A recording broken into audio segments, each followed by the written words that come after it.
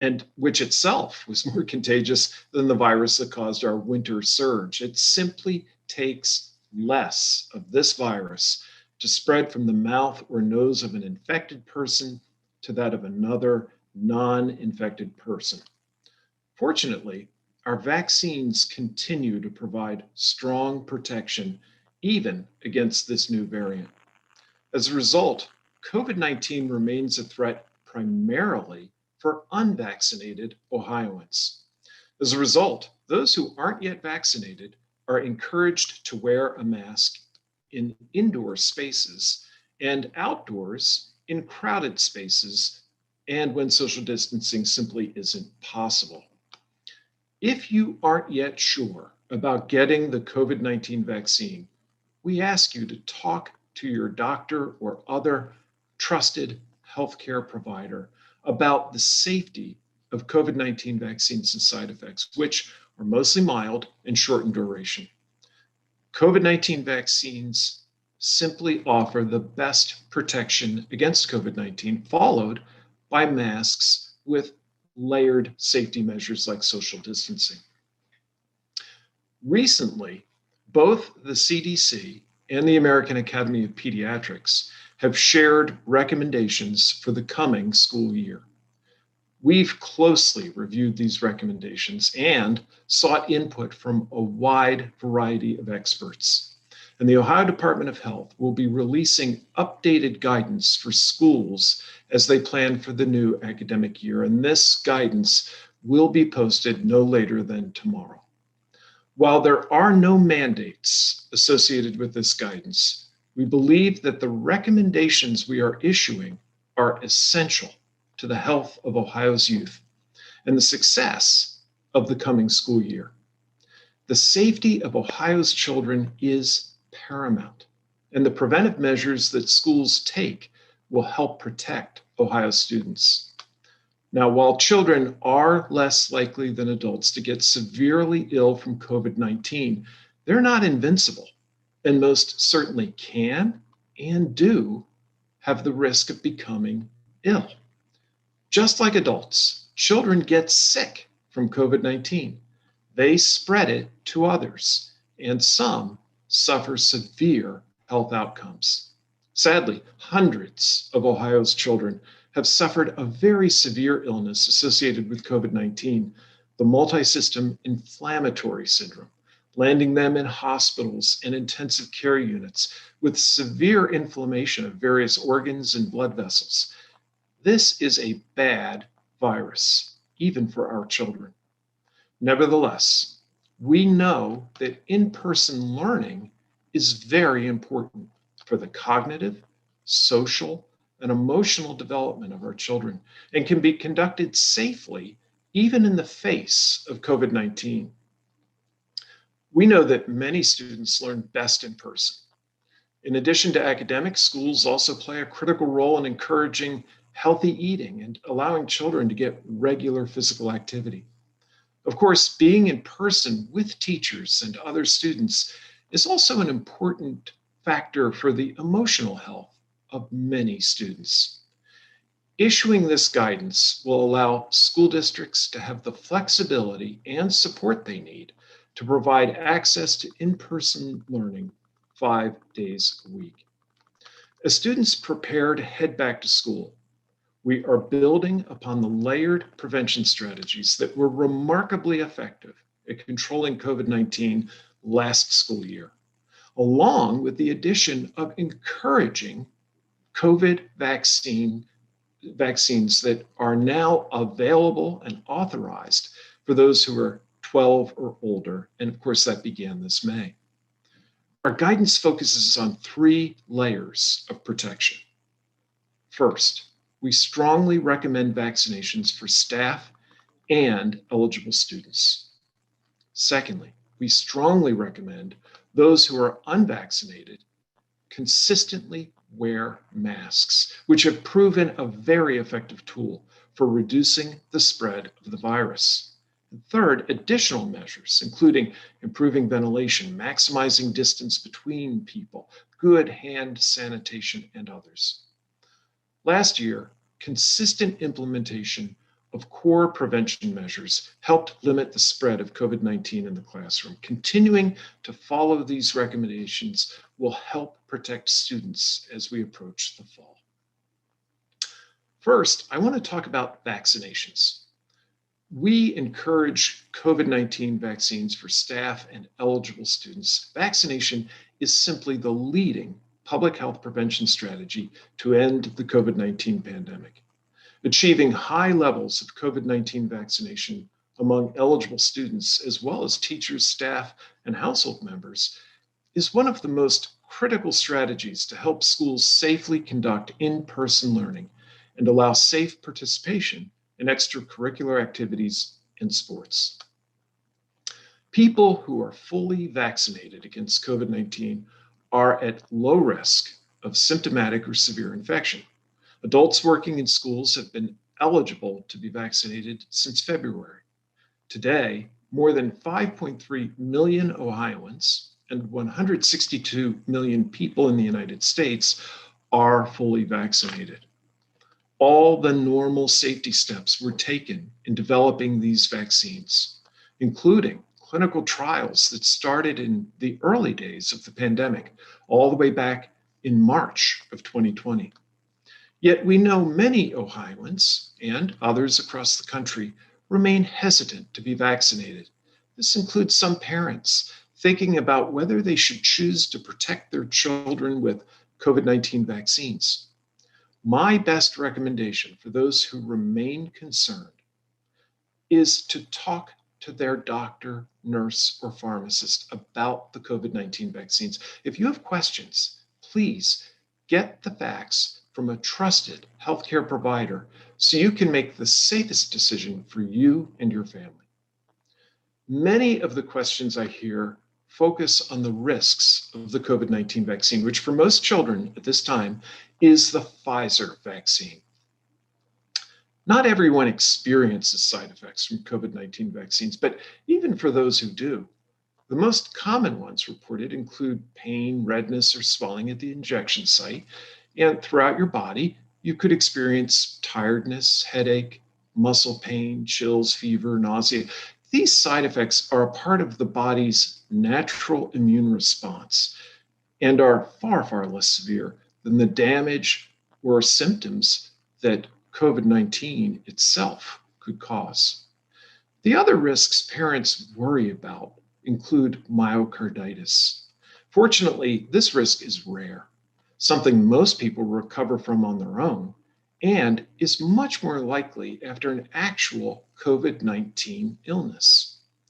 Simply said, the risks of COVID-19 are far worse than any risks from the vaccine, and we encourage anyone with concerns about the vaccine to talk to their doctor to get the facts. I also want to remind parents and guardians that it can take 5 to 6 weeks to be fully vaccinated. For youth who are eligible for the Pfizer vaccine, it takes 5 weeks. The first dose, followed by their second dose 3 weeks later, and then full protection 2 weeks after that. I know it can be difficult to schedule a vaccine appointment between summer activities, including vacations. Bear in mind that COVID-19 can be administered along with other back-to-school immunizations, and along with those vaccines, plays a really important role in keeping children safe. Next, I'd like to talk about masking in schools. Wearing masks protects students, teachers, and staff from COVID-19. This is especially important indoors in crowded settings where physical distancing can't be maintained, or for individuals who aren't fully vaccinated. We therefore encourage consistent and correct mask use in the schools for anyone who is unvaccinated, which includes wearing masks indoors at school.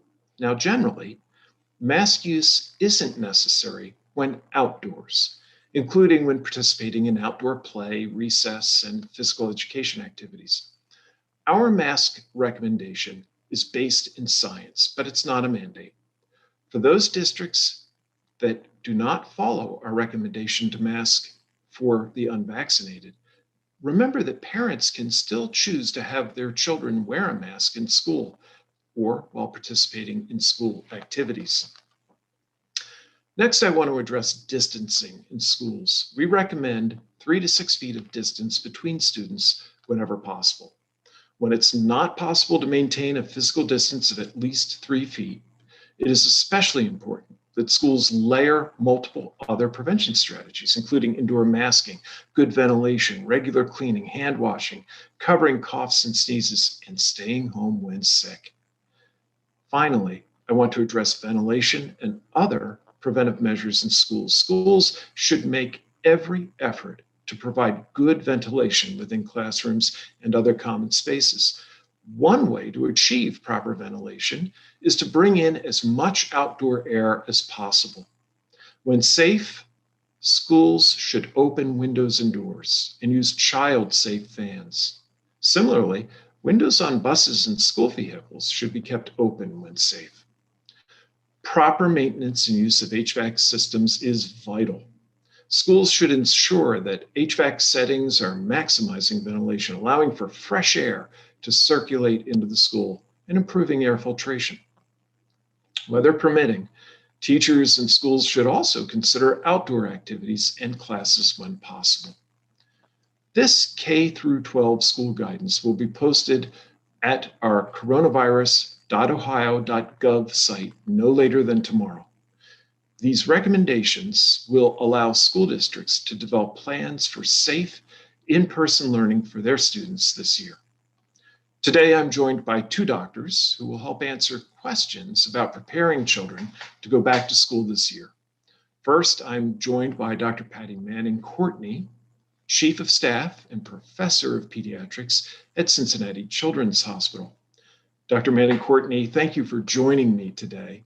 We've seen over the course of the pandemic that masking can really help prevent the spread of COVID-19, particularly when layered with some of the other prevention strategies I outlined. Nevertheless, many students were probably looking forward to a new school year without masks. Why are masks still important for our unvaccinated students? And conversely, what are the risks of them starting this school year without a mask? Thanks, Dr. Vanderhoff. It's good to be back talking about this important topic. So masks are important for kids in schools for 3 reasons.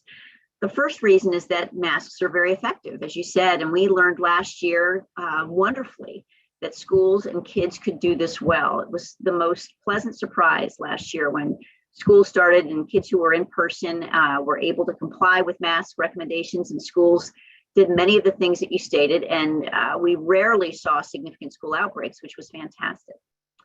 The second reason is that masks will not only keep kids healthy, kids who can't be vaccinated and therefore at risk, but it will keep the people in their lives who might not be able to be vaccinated or who've chosen not to be vaccinated or for who the vaccine is not efficacious. It will keep them healthy as well, because those children won't be a vehicle for COVID to those individuals in their lives. And third, and so importantly, is that masks will keep our teachers healthy.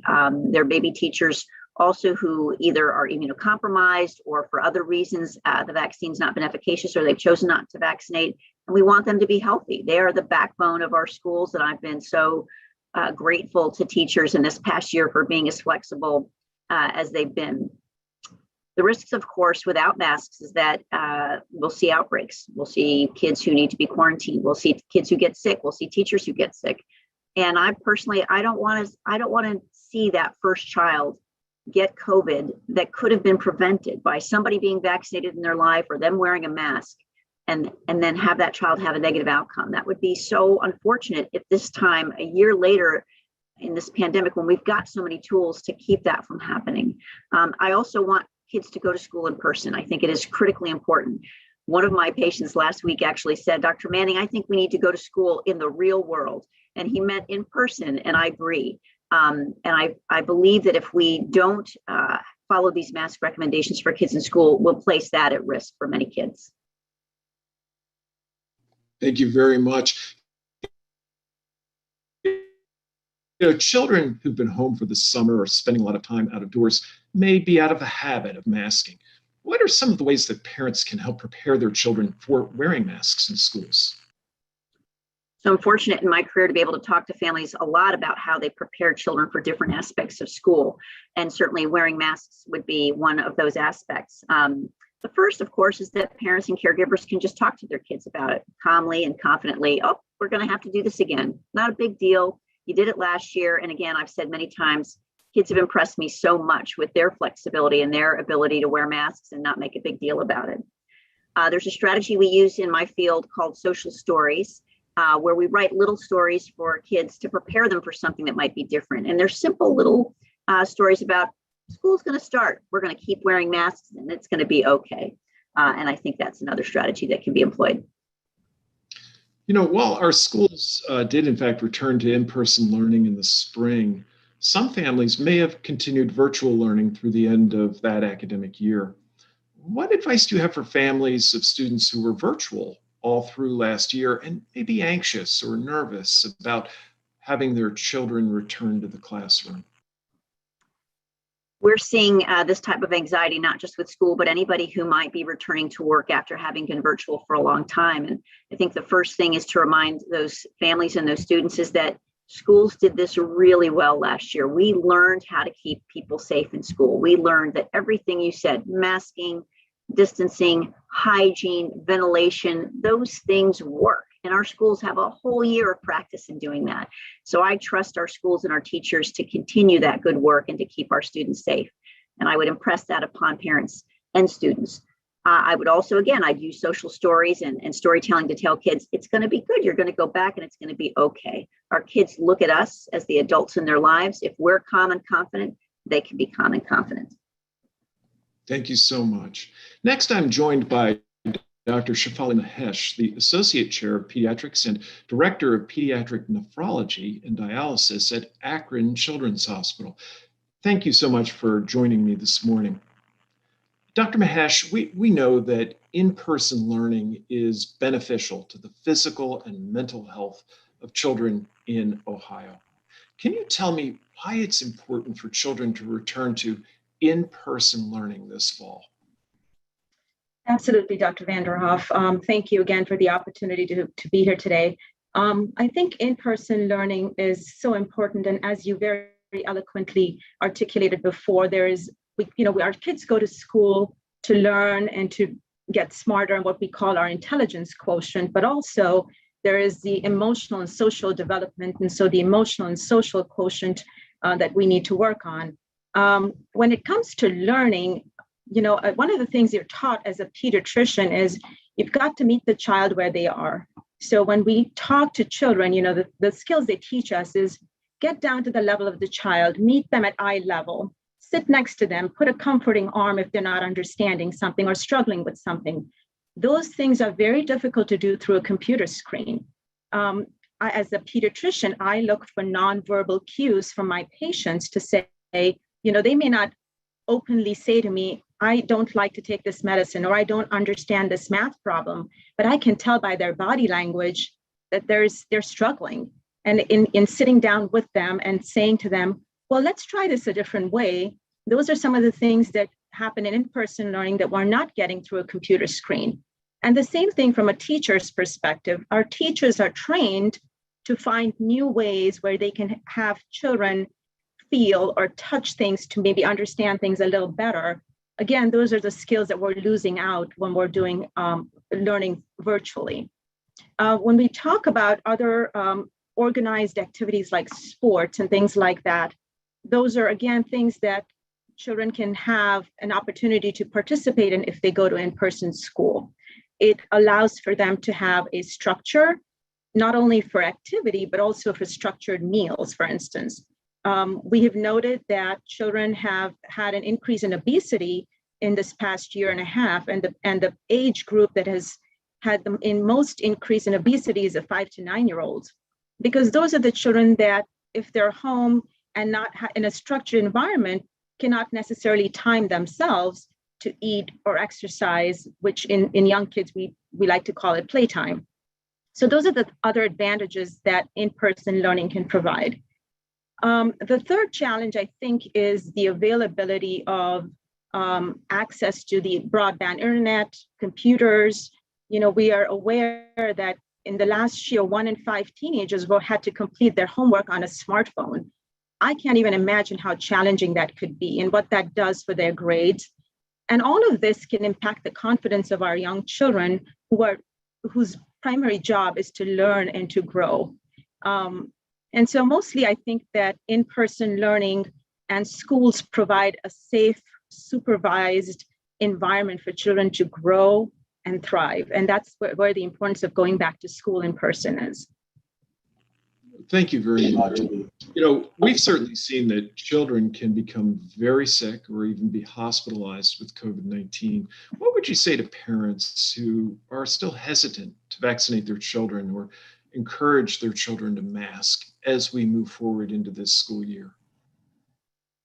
Absolutely. So, I think a year ago, we referred to the COVID-19 as a pandemic. I've started to rephrase that for my patients and families and started calling the COVID-19 now a vaccine preventable disease. And to me, that's very powerful because we've seen the impact that vaccinations have had in preventing so many long-term problems from measles and the polio and things like that. So I've started to hopefully talk with my patients and their parents about that to say, we have a tool, let's use it. In terms of masking, the example I like to use is of a wound or a cut. When we get a cut or a wound, we try to cover that up with a Band-Aid or a dressing. And we do that for two reasons. We want to keep it clean so that it heals quickly, but it also prevents us from picking at that wound or that cut. And that allows the wound to heal faster. And that's the way I look at masks. So masks protect us, but also allows transmission to be interrupted to the point that this will all be behind us, hopefully sooner than we can imagine it to be. So, I want to try to hopefully, encourage people to think about both vaccinations and masks in a little bit of a different manner.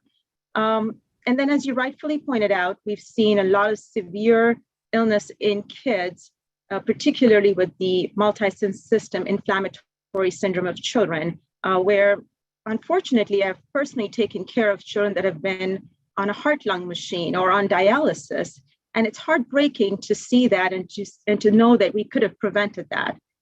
So I would encourage folks to reconsider, have another discussion with your healthcare provider or a trusted individual who has a trusted knowledge base to discuss this with you. Thank you. We've talked about, I certainly referenced how it can take 5 weeks to be fully vaccinated for our vaccine eligible youth, those 12 and up. And while we're speaking primarily about COVID-19 today, well visits, physicals, other immunizations are an important part of the back to school effort. What general steps can families be thinking about as we approach this school year and they're thinking about the health of their child? Yeah, so you absolutely correctly pointed out that there's a lot of things that we do in a regular school year to get ready to go back to school, which includes, getting our uniforms or our clothes ready, back to school shopping for supplies, but also the medical aspects of getting our annual school physicals and sports physicals for children that are wanting to participate in some sort of organized activity. There are children that have fallen off the radar a little bit because of the COVID-19 pandemic and haven't been able to get their physicals in. So August is right around the corner. It's a good time to rethink some of the immunizations. I will tell you my personal experience. My daughter turned 12 in June, and she was the one to remind me that she needed to get her COVID-19 vaccine on her 12th birthday.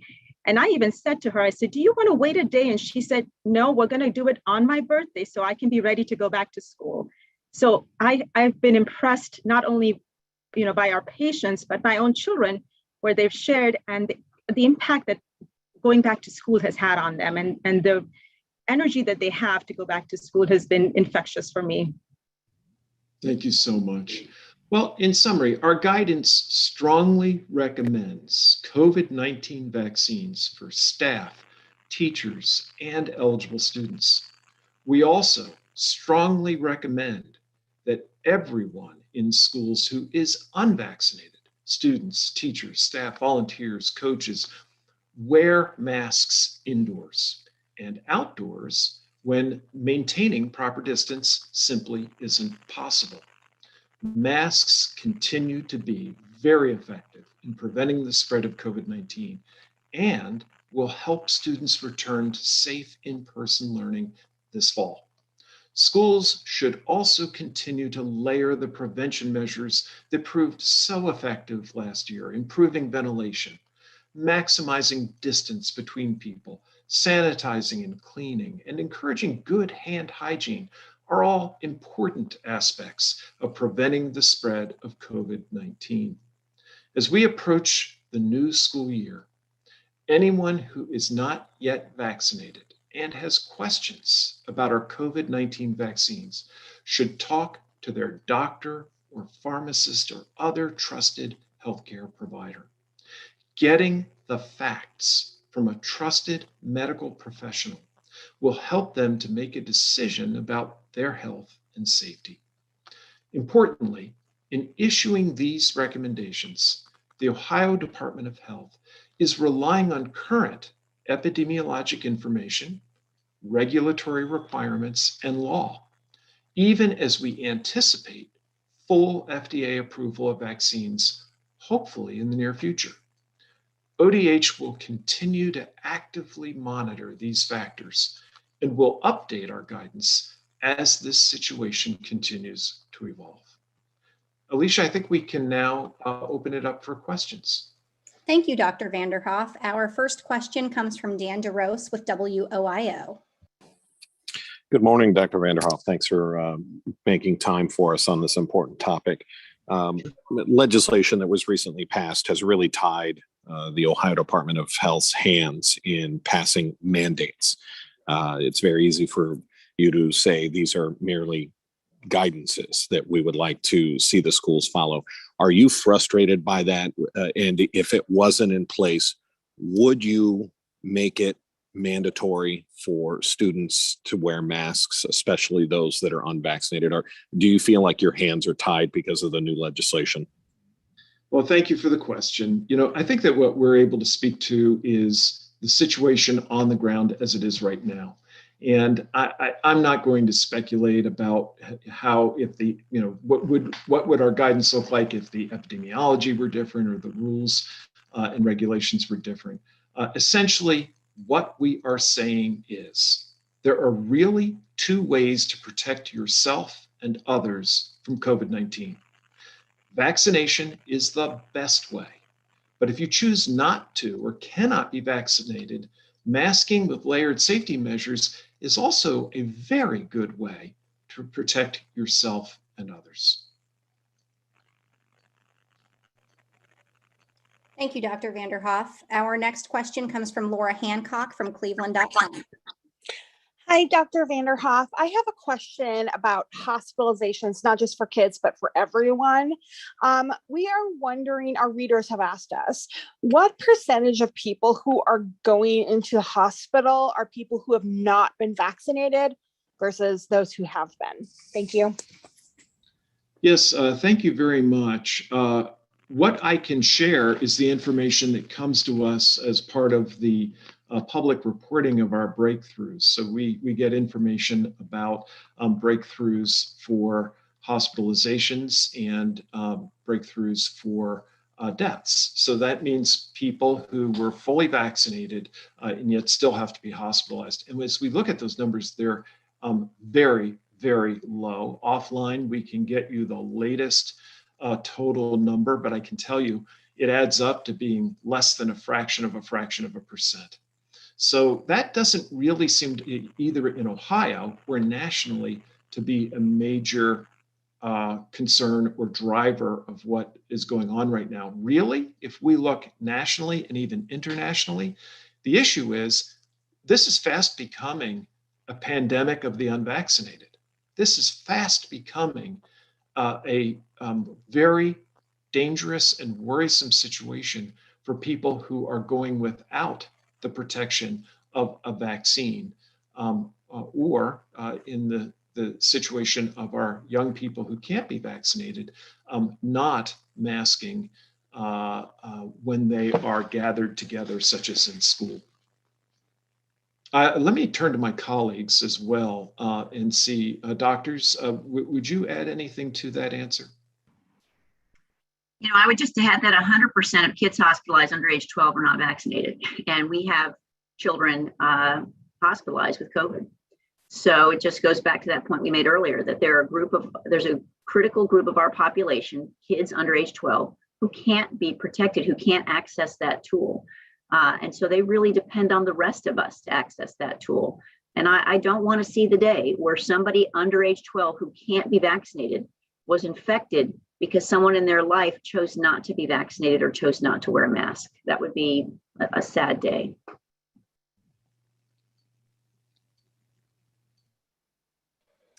All right, thank you, doctors. Our next question comes from Jim Provance with The Blade. Good morning. Pfizer has indicated that a booster shot may be needed for at least some patients this fall. Are we taking that into consideration with the schools this fall? Is there a chance that we're going to have to do another round of vaccination of school employees?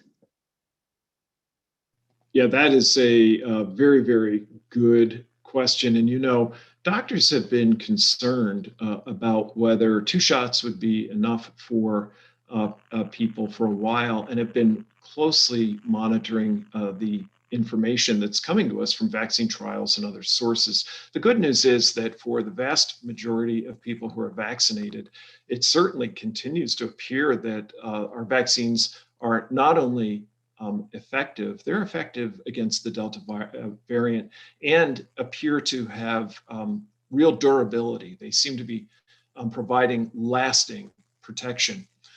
You may have seen that at its recent meeting, the CDC's Advisory Committee on Immunization Practices reviewed some of the emerging research that relates specifically to people with weakened immune systems. And specifically here, they were referring to transplant patients and cancer survivors, people living with HIV. And they offered preliminary support for offering a booster to that population, but frankly referred the question to the FDA Advisory Committee for further guidance. And the reason for that is that research is still very early, very preliminary. And I think that we are well advised to let the science guide us through that. You may have also seen some recent reports in which people are speculating, well, would there be benefit to vaccinating our older population with a booster? And again, the science is still in development there. Current indications are that people are very well covered. And there is nothing that I have seen that points toward our K through 12 students at all being likely to require a booster as we head into the fall school year. But I'm fortunate to be joined by 2 pediatricians. And so I'm going to turn to my colleagues and give each of them an opportunity to comment on. I'm not sure I have much to add. Oh, go ahead. Dr. Mahesh, would you start? Sure. I was going to say, I agree with everything that was just said. You know, we haven't seen any reason, at least at this point in time, to require a booster in our clinical experience now. Of course, as time goes on and the winter months come around and it gets colder, things might change a little bit. So we'll be vigilant for that. And Dr. Manning. Yeah, I would only add that we're watching closely, and we're on the front line of some of these vaccine trials, collecting data around the length of protection from our current vaccines. But like everything with COVID, it's going to be a watch and learn experience. Thank you, doctors. Our next question is from Todd Dykes with WLWT. Hi, everyone, and thanks for doing this. Dr. Manning, I'll ask you a fairly greater Cincinnati-centric question, or at least a couple. You mentioned a second ago that 100% of COVID patients at Children's in Cincinnati under 12 not vaxxed. I'm sorry, obviously they can't, there are vax available. Just very quickly, do you know that, is that less than 25 patients, more than, what's the general number? Do you have any idea? Our current numbers of hospitalized patients are very low. We're very fortunate. They've been very low for the past several weeks. They're ticking up a little bit. And I'm not prepared to share exact numbers, but they're very low. They're much lower than 25, fortunately. That's good news. And then just let me ask you quickly, schools obviously are formulating plans, trying to figure this out. Children's has been such a big player in this region to try to give advice and input. Is that continuing? Are you in contact with a number of local schools? I know CPS, Cincinnati Public, is, they're going to discuss masks at the next board meeting. Just what's your sense of the lay of the land here? Because there are parents in different districts going, I don't know what we're going to do. And hopefully Children's is talking into my district and my leaders are, but maybe they're not. And what's your sense of the lay of the land down here? So like many children's hospitals, I'm sure, including Akron and partners around the state, we've been meeting with school superintendents since the pandemic started. We have regular town halls. We had one a few weeks ago. I think we have another one scheduled the second or third week in August, and we provide guidance and direction, recommendations regarding these practices. So I feel like we've been in good touch. I know within each district, there's a lot, you're right, there are a lot of conversations and back and forth communication around what's going to happen, but we'll continue our role as an advisor to school districts. Thank you. Our next question comes from Noah Blundo with Hannah News. Good morning. Thank you. Last year, there was a lot of discussion about how the pandemic was affecting kind of routine vaccination and healthcare uptake among K-12 children. How does that stand now? Do you have any concern about a mumps outbreak or things like that based on how things stand now? Thank you. Well, thank you for that really timely question. One of the things that we've seen nationally is that routine vaccination did trail off during the recent months, the last year. And that's been of concern to us, both in public health and in medical care in general. And that's why it's very, very important for parents who are thinking about the new school year to be thinking about vaccines comprehensively. They don't want to enter the new school year having accidentally allowed many of the vaccines that are so important for protecting our children to have lapsed. And the good news is that while there was some uncertainty very early in vaccine release, we now have clear guidance that it is acceptable to offer the COVID-19 vaccine along with some of our other important pediatric vaccines. So that's very important because it eliminates the concern about having to make judgments about, wow, which one is going to be the most important for my child.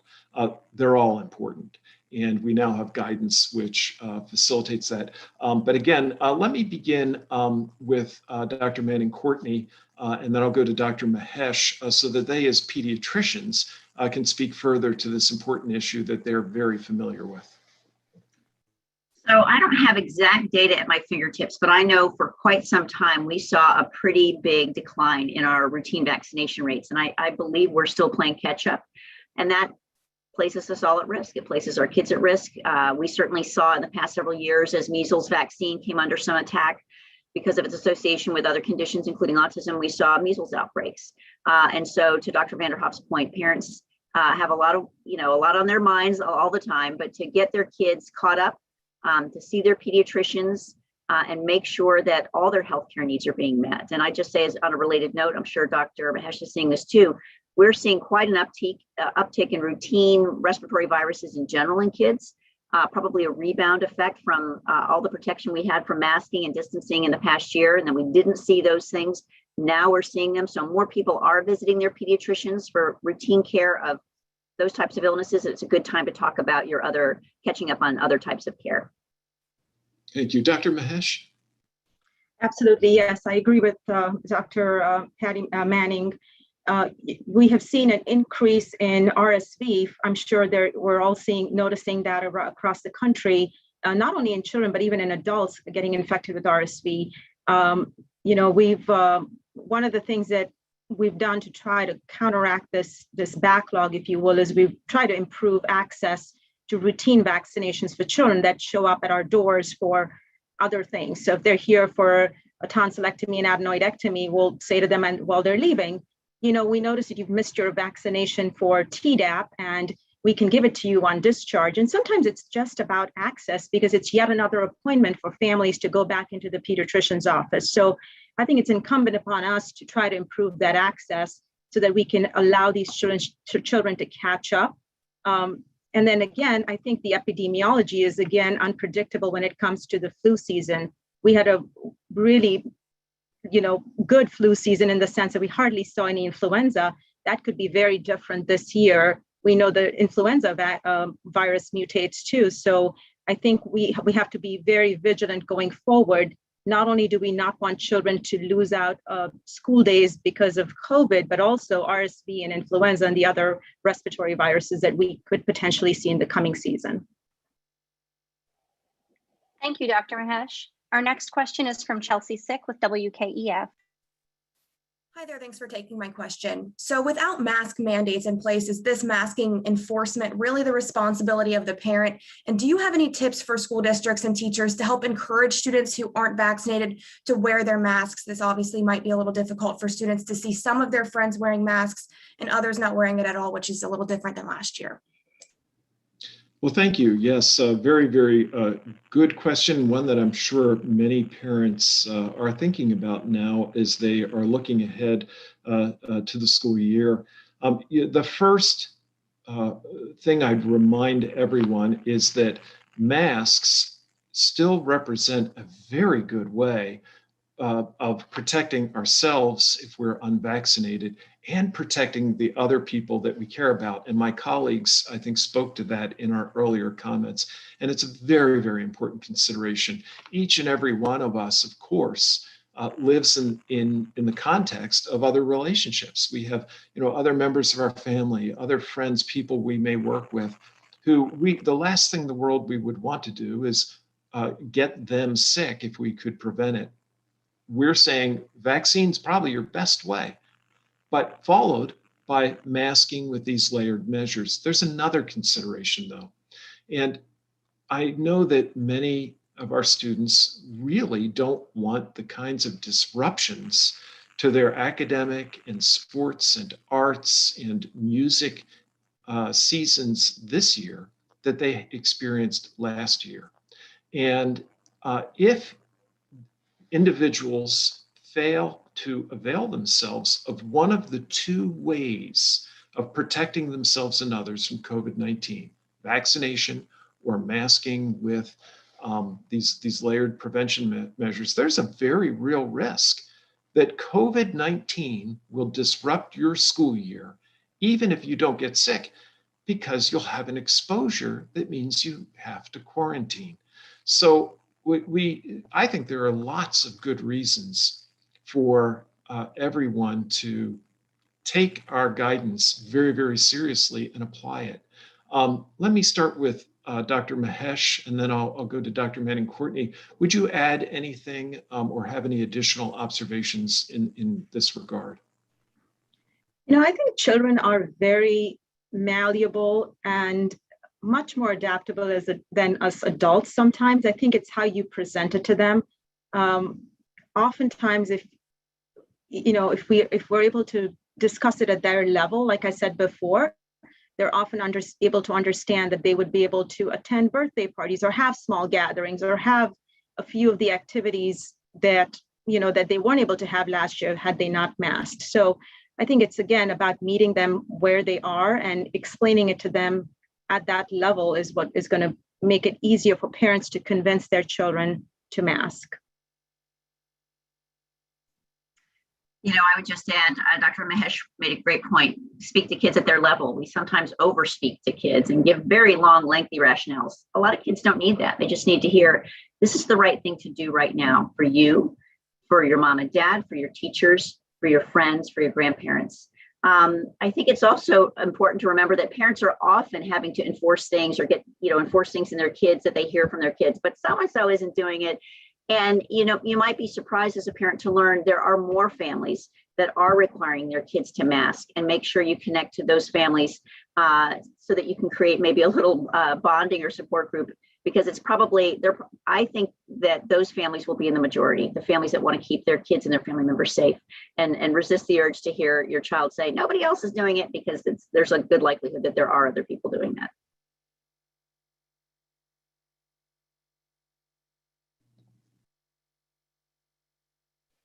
Thank you. Our next question is from Jim Otte with WHIO TV.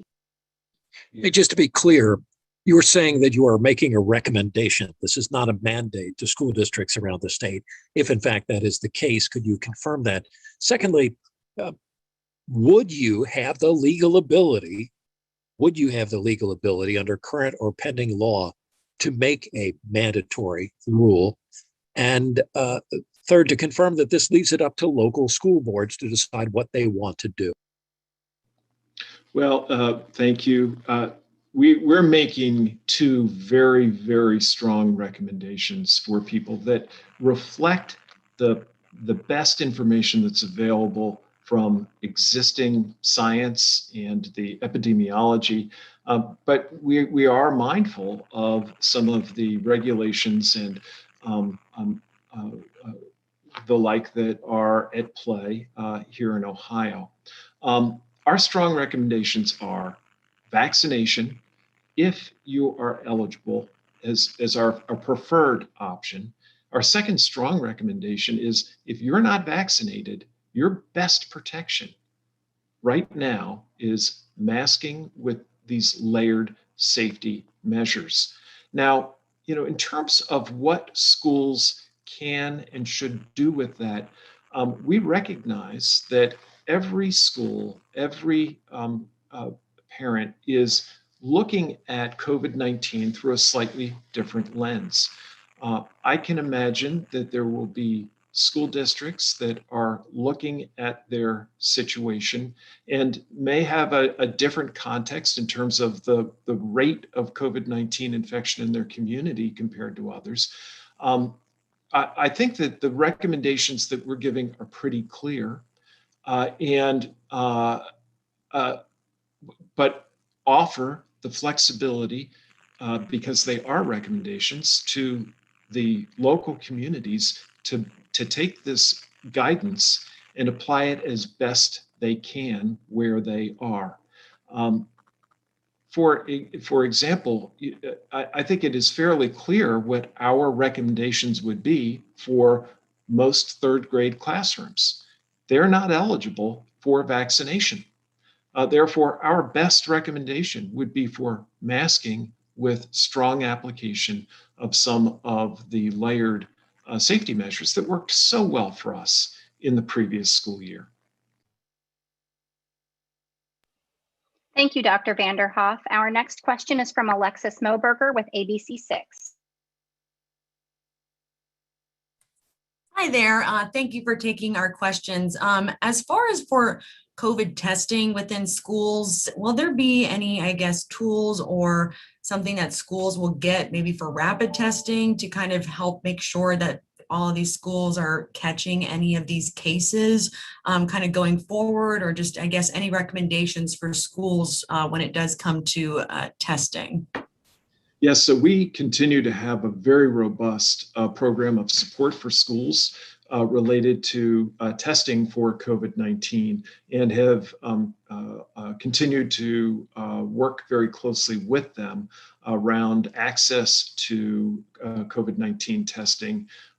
Because as you point out, testing will continue to be a very, very important mechanism, both from an individual and their healthcare perspective, but also epidemiologically as part of our effort to maintain public health and reduce spread. So yes, we've got a very robust program of testing that we continue to lean into.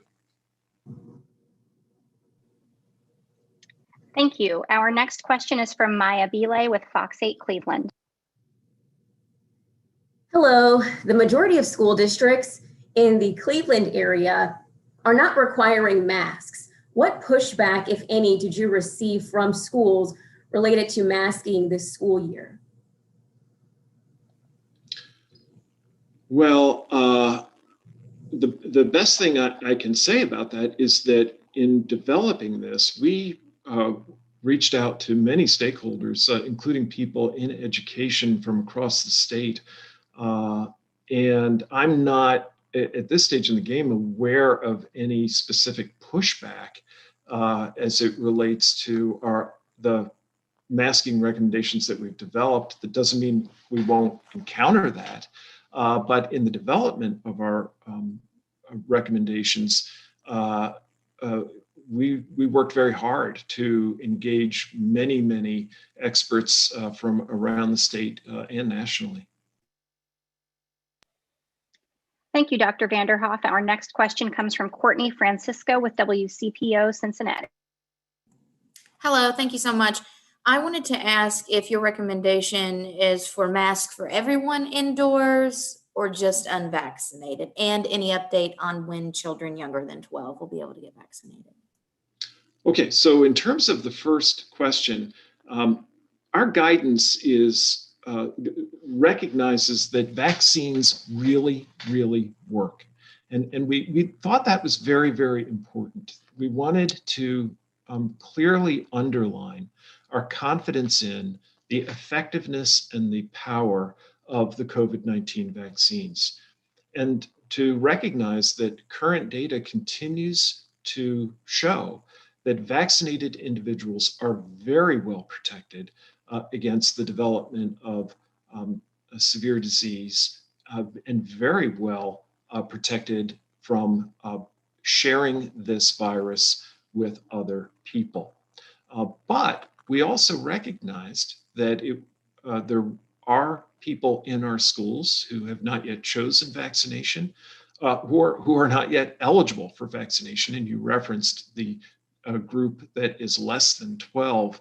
And the best science available to us now tells us that they can remain very well protected, as they were last school year, by applying masking and the layered measures that worked so well for us in our schools last year, and hence our recommendations. In terms of what we're looking at for when the age group less than 12 becomes eligible, I can only tell you what I know about the information related to the trials, and it would appear that we will not see the trial information, the data from those clinical trials, until midway into the fall semester of the academic year. I really don't know how quickly thereafter the vaccine approval will move through the regulatory processes. But again, I have two colleagues here. I don't know, colleagues, if you have heard anything more or differently about the clinical trials and approval of less than 12 years old. Nothing to add there. That's we're all waiting for more information. And just to be clear, you guys said that masks for everyone indoors, unvaccinated or not, or vaccinated, no mask indoors. Yeah, so our recommendation is that those who are unvaccinated and indoors at school strongly recommend they be vaccinated. That would not prevent a school from making a decision based on other considerations, including potentially very low vaccination rates and high transmission in their community, from making a broader decision to have vaccination of all their students. But what we are saying is we can make two very strong recommendations. There are two best ways to protect yourself from this virus. One is vaccination, and it works. It's very effective. And we looked very carefully at not only the science, but the CDC's guidance, and are recognizing that our vaccinated students and staff are well protected and very unlikely to be sources of transmission during this stage of the pandemic. Secondly, we are recommending that those who are unvaccinated, mask, and apply the layered safety measures that worked so well for us last year. Thank you, Dr. Vanderhoff. We have about time perhaps for just this one final question. There are a few questions that were lingering in the chat. If so, please message me those questions and we will respond to you in writing. Our final question is from Josh Rultenberg with Spectrum News. Thank you, Dr. Vanderhoff, for taking this question. My question is how is it an effective health strategy to combat the spread of COVID-19 in schools if one school does not mandate masks and another one does? And isn't it true that a lack of a uniform policy could likely result in the further spread of the virus? Well, I really can't speculate on what could happen, might happen. What I can say is the Ohio Department of Health has given this issue very serious consideration. The science is very clear. We are offering strong recommendations for the steps that we are confident will keep our children and our communities safe. Speculating about what could happen if people choose not to apply our recommendations is really beyond my role.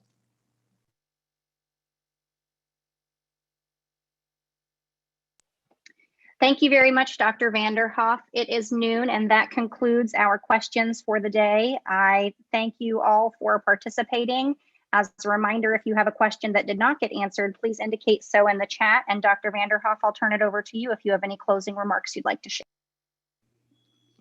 Again, I really want to express my thanks to my two colleagues who joined me today. Their help is very much appreciated, as well as to all of you who are helping us to share these very, very important messages and continue to spend so much time getting good information out to the people of Ohio. Thank you.